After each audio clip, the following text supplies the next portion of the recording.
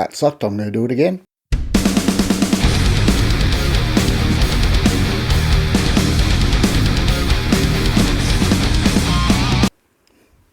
G'day everyone, Turkey.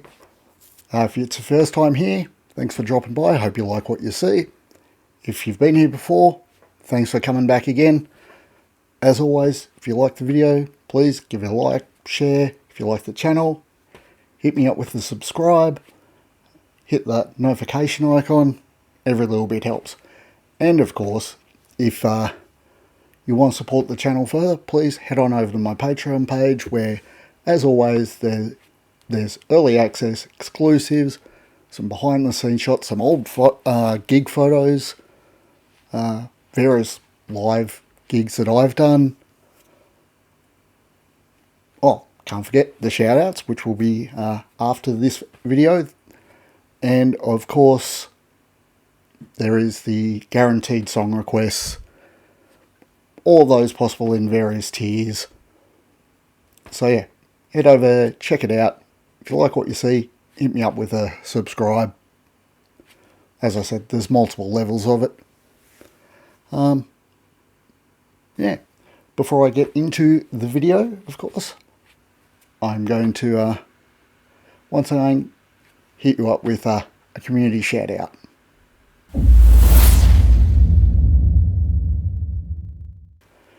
Right, today we have a reactor who was pointed out to me in one of my various other videos. They said I should check out. I headed over to his channel, and yeah, I definitely had a fair bit in common with this user. Another of we elder statesmen of the music community. This would be Bemusingbill. Now, not much I can really say. Obviously, if you see what I'm doing and see what he's doing, you can see why I probably liked the channel. Seems to be a pretty down-to-earth dude who just loves his music. So head over to his channel, check it out, give him a like, give him a subscribe, support his channel as well. Helping each other out is what we need to be doing, because it's the only way we get better. There's nothing to be gained by being jealous of each other. Friendly competition's one thing, but helping each other out is how we all improve. So go on, check out Bemusingbill, support the community. Now that's said done, let's get into this video. I actually don't think I've mentioned what I'm going to be doing yet. I'm going to be checking out what is the third Jinjer song I've ever seen. Well, will be the third I will have ever seen. The first two being obviously Pisces, which is the one everyone seems to get told to check out first. Followed by Perennial, live at Varken. This one was mentioned fairly early on in my channel's main life. I think it was actually mentioned on the Pisces video, pardon me.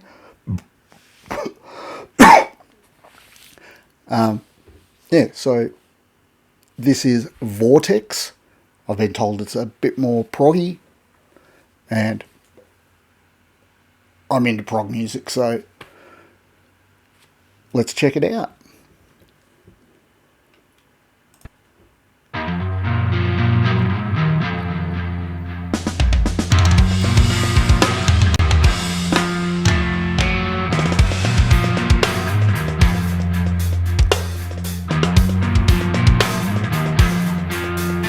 Like a lunatic, frantic. The man in the room looks so dramatic, with a latitude on his right foot.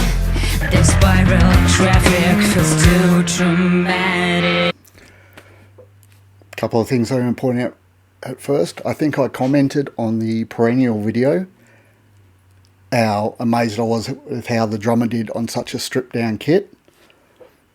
That's generally how it is at the music festivals. Like, you're playing on a certain setup of the drums, and they can't change that for every band because it's just not feasible. That's more of the kind of drum kit I was expecting to see him play. A lot of prog drummers tend to have fairly large setups. I guess much you can say is much with the bass. You got an extra string there. But it just gives them more options. I kind of feel sorry for them having to set that up at all their gigs before they're big enough to actually have roadies. I pretty much say that to our drummer at every gig of, yeah, I don't envy you having to set that up every time. Now, I haven't gotten a good look at the guitarist's guitar yet, but it looks fairly interesting. It's not one I recognise so far. It's an Ibanez type shape, but I can't say for certain. I think he had an LTD in, if it was the same guitarist that is, in the other clips I saw. That is definitely a different bass to what I've seen in other clips. I'm not even sure if that's the same bassist, to be honest, but those sort of basses always have me in two minds. On one hand, I hate the look of them, and they just look like they would be so uncomfortable to play. On the other hand, all that extra wood makes them sound so damn good. Like, more weight generally equals thicker tone for a lot of things, depending on the pickups and everything, and type of wood, of course, but yeah, I can't get around the look of them. It's much like Fender Telecasters. Love the sound, don't like the look. Anyway, let's get back to music. As always, like much with the last two clips, like her clean singing voice is phenomenal. Like, if you're clicking on this video, you've probably seen the other two, or at least the Pisces clip, and it's not a surprise to you that I think her singing voice is amazing. So I'd just be going over familiar territory with that one. Traffic feels too dramatic. Too dramatic. Quiet. The man is walking around. Where's the way out he never found? And inside, there's a ball in a wind. It's rolling and robbing a parquet. Oh, how heavy is the Okay, we'll go back in. So it just occurred to me, seeing the headstock of the guitar a few times, still can't make out a logo or anything on it, but the only headstocks of that shape I've ever seen before have been on Ormsby guitars. Ormsby, I believe, made out of Perth, Australia, or at least have something coming out of there. A good friend of mine is actually one of their bigger, well, more hands-on endorsees of theirs. They make some fantastic instruments. One of the guitarists in my band actually has an 8-string Ormsby, which I keep telling him he has to use more, but I guess he has the excuse of, currently being over in the US studying at Berkeley as an excuse as to why he doesn't use it often. Excuse me.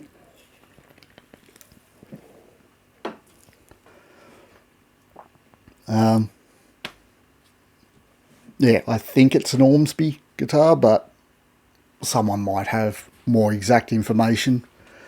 But yeah, the only time I've ever seen a headstock like that has been on an Ormsby. It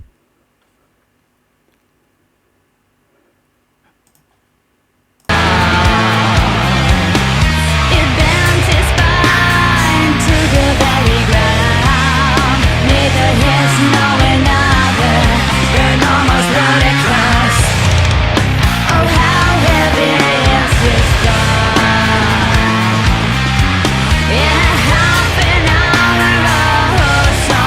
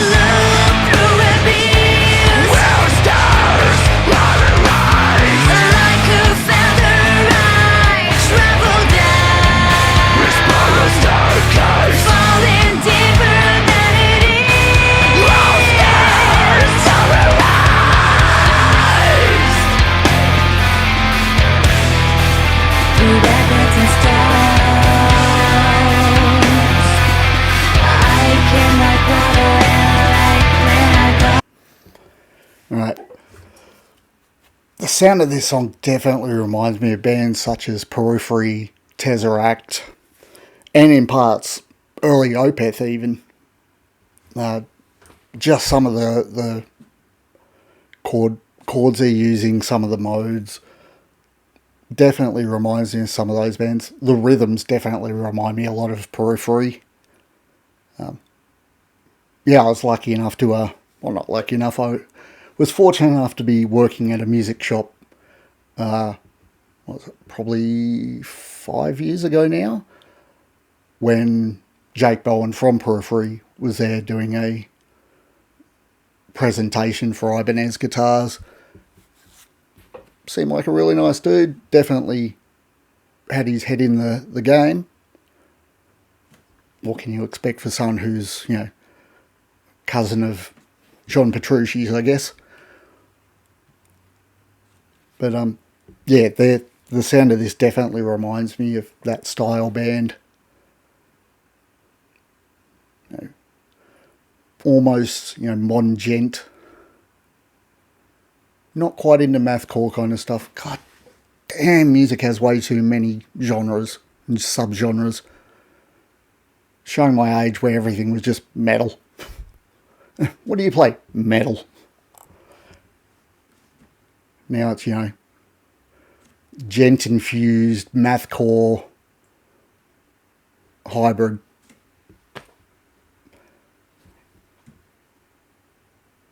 Yeah, I'm sure there's a reason for it, so I'm not going to, be the old man shouting at clouds about the whole thing. People are trying to define what their sound is when describing it to people, and I know it's one of the things I've always hated trying to do is, explain to people what your band sounds like. I mean, the easiest way to show someone what your band sounds like is to play them a song, but people want to know on the spot, especially in interviews. Like, definitely always have to prepare for that question. Hence why I just say now, I play prog metal. Anyway, let's go back. Hopefully I can get through the rest of this one without another stoppage for you.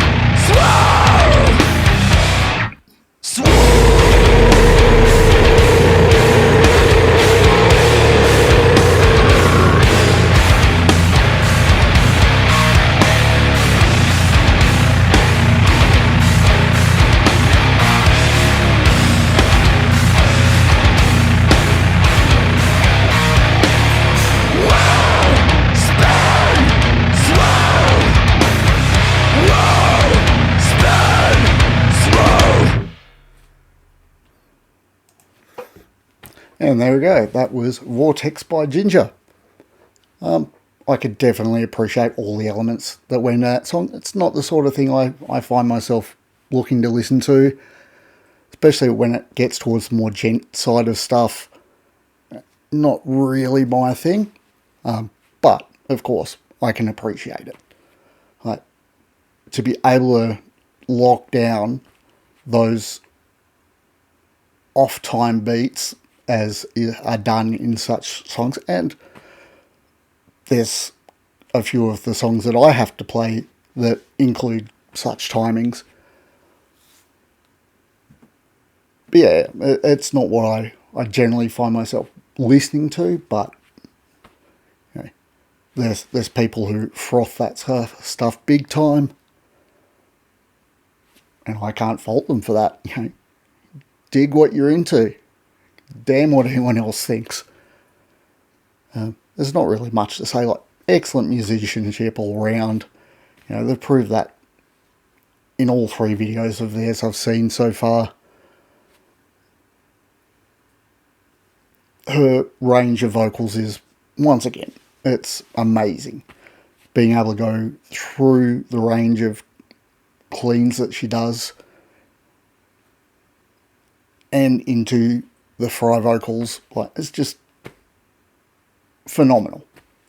There's not much else you can say. So that's about it. I'm going to wrap it up there. Really can't think of much else to say about it, really. As always, if you like the video, please like, share, subscribe, hit the notification icon. Every little bit helps. If you really want to support the channel, because YouTube itself does not support music reactors, well, pretty much at all. Very few of our songs can get any kind of support from YouTube, which I'm not going to get into. I kind of see both sides of the argument on that one.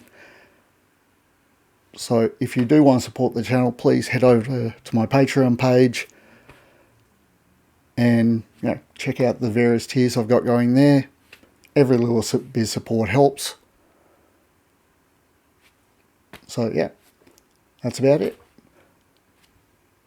By now, you should have seen the Patreon shout-outs come across the screen. Thank you very much for those people, and I hope I'm providing enough quality content for you. If you're seeing this on YouTube, I've likely dropped 3 videos, 2 of which will probably be exclusive. One of them will be in early access to YouTube. This one they will have had for close to 12 hours before the wider YouTube community gets to see it. So yeah, if you want to see the videos before almost anyone else, please head over to the Patreon. They're all going to be on there. About wraps up. As always, I'm Turk. You're excellent. I screwed up what I was attempting to say, so peace out, and I'll catch you later.